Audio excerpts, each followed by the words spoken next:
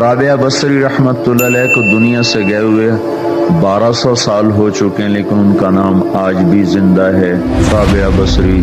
رابعہ بصری نہ کوئی شہزادی تھی، نہ کوئی ملکہ تھی، نہ کوئی وہ خوبصورت تھی، نہ کوئی خاندانی تھی، بلکہ عورت ہونے کے لحاظ سے ہر عیب اس میں تھا۔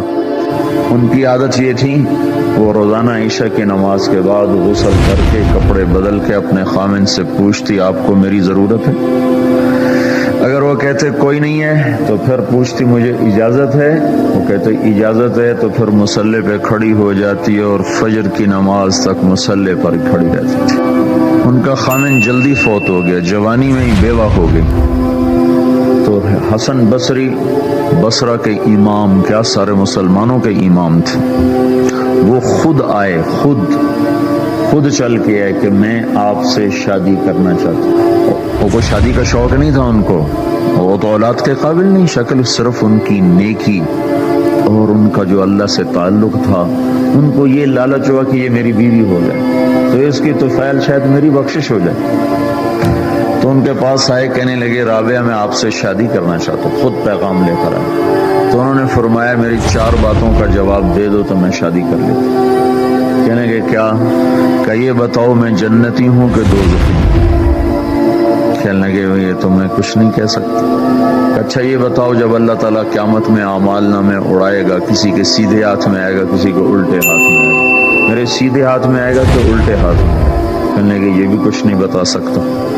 کہنے لگے اچھا یہ بتاؤ جب اللہ نیکیوں کو تولے گا، کسی کی نیکیاں بڑھ جائیں گی، کسی کے گناہ بڑھ جائیں گے، میرے گناہ زیادہ ہوں گے نیکیاں زیادہ ہوں گی؟ کہ یہ بھی نہیں بتا سکتا۔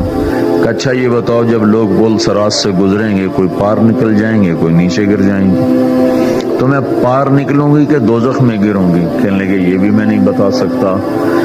تو پھر فرمایا اچھا جاؤ مجھے تیاری کرنے دو، مجھے ان 4 باتوں کی تیاری کرنی ہے، میرے پاس شادی کے لیے وقت کوئی نہیں ہے۔ جو اللہ سے دوستی لگا لیتے ہیں اللہ دنیا ان کے لیے مسخر کر دیتے، اللہ دنیا ان کے پاؤں میں ڈال دیتے۔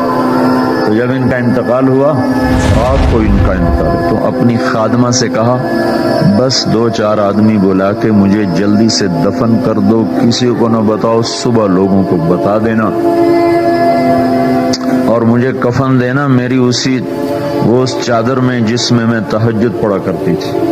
تو انہوں نے راتوں رات دفن کر کے صبح اعلان کیا، شور مچ گیا، ہائے کیوں بتایا، کیوں نہیں بتایا، کیوں؟ تو اگلی رات ان کی خادمہ نے ان کو خواب میں دیکھا، سبز لباس پہنا ہوا، حسن و جمال، سورج چہرے پہ چمک رہا۔ پوچھا آپ کے ساتھ کیا ہوا؟ کہا میرے اللہ نے میرے ساتھ بہت عمدہ معاملہ کیا۔ کہا آپ کی وہ چادر کہاں گئی جس میں آپ کو کفن دیا تھا؟